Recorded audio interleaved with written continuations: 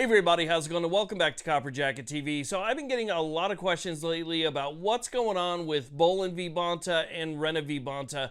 These are two very important cases that both challenge California's handgun roster. Now, we've seen a lot happen in these cases. We've seen injunctions, we've seen stays, we've seen it go from the district court level up to the Ninth Circuit. But I think some people missed what happened at the Ninth Circuit that is extremely important. So we're going to talk about that today, and I'll give you guys an update on what's going on with the California roster.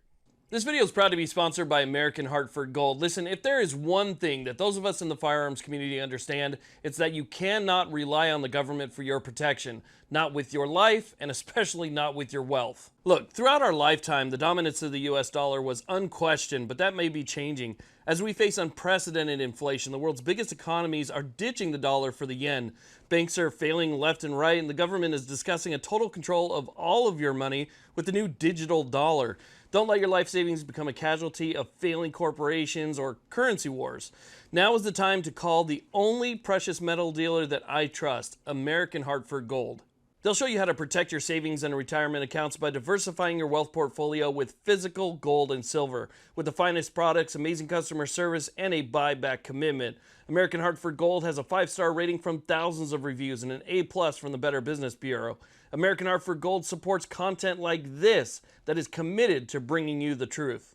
Tell them I sent you and they'll give you up to $5,000 of free silver on your first order, so call them now. Click the link in the description or call 866-856-2507. That's 866-856-2507 or text COPPER to 65532. Again, that's 866-856-2507 or text COPPER to 65532.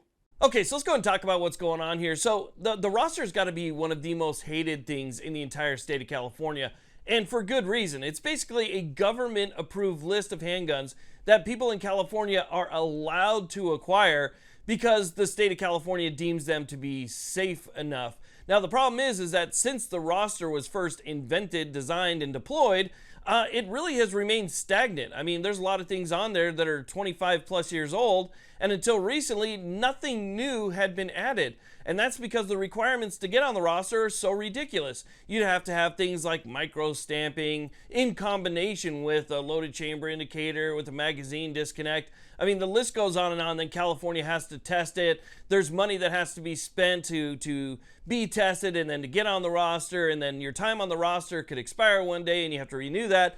I mean, it's a big problem. Now, thanks to Boland v. Bonta, we scored a major victory against the roster, an injunction that barred California from enforcing the micro-stamping provision, the loaded chamber indicator, and the magazine disconnect. That means that California couldn't require those in order for something to get on the roster. Now, California, they appeal pretty quickly, and they did in this case as well. And when California appealed, they only appealed the magazine disconnect and the LCI. Now, that means that the micro-stamping provision was left enjoined. So California got the stay that they were requesting. That means that the loaded chamber indicator and magazine disconnect were all back and enforceable again, but the micro-stamping wasn't. That means that companies didn't have to have micro-stamping in order to get on the roster. Well, since then, we've seen quite a few different companies start applying to be on the roster and have actually been approved and are now on the roster. So people in California have a lot more options as of this date than they did even just a year ago.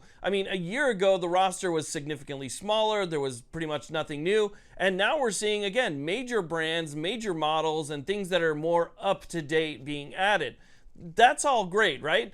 But we still have to go up to the Ninth Circuit Court of Appeals. Now, just about anybody from California that knows anything about the Second Amendment knows that the Ninth Circuit is simply just a pit stop on the way to the Supreme Court, because the odds of us actually getting a favorable outcome from the Ninth Circuit are extremely small. I mean, close to zero. So that's kind of what we expected when Boland and Renna went up to the Ninth Circuit. Well, since then, Judge Roger T. Benitez granted an injunction against California in Duncan v. Bonta, which is the case that challenges California's ban on magazines that can hold more than 10 rounds.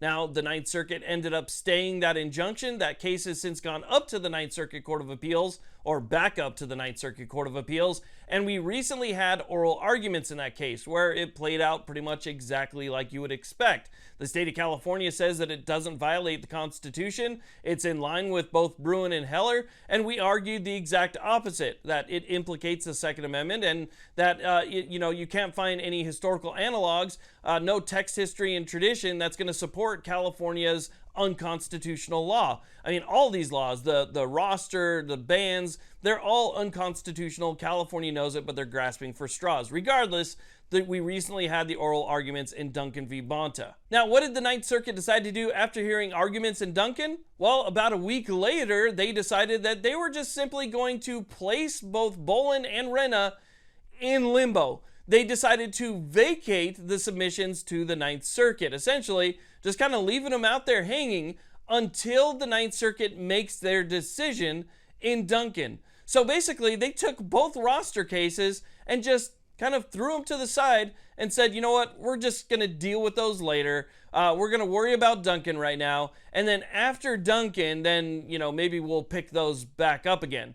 Essentially just leaving them hanging there. It is, again, another massive delay tactic that's being used by the Ninth Circuit. Now, putting something on hold while another massive case is being decided by a court isn't anything new. There was cases that were being put on hold, cases that were kind of waiting for the outcome in Bruen, and we all knew that. But Bruen was a major case being decided by the Supreme Court that would have massive implications on how things were handed down by the lower courts later on.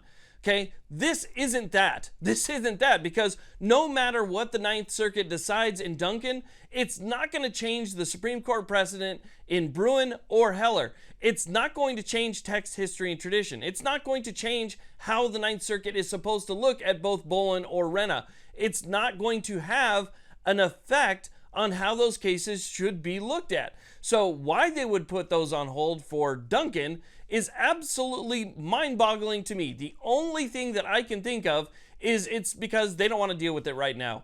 Now, I wish I could come to you guys with some good news and say that, hey, these are finally moving on, or we're going to have oral arguments in this case, and, maybe we'll actually get the roster overturned, and, California will actually have to own up to something that they've done that is unconstitutional. Whatever the case is, I was hoping to bring you guys good news, but since I keep getting questions about the roster, I thought, you know what, this is something that we need to talk about, because, again, they're using Duncan as a way to hold all of these other cases, and it's just, in my opinion, another delay tactic. So I wanted to share that with you, and also just give you that, very important update on these two very important cases, both Boland and Renna. So I want to thank you guys very much for watching. I really do appreciate it. If anything else changes, we get an outcome in Duncan that affects either of these two, obviously I'll jump right in front of the camera. But again, that's the update for anybody who's been asking. I want to thank you all again for watching, and have a great day.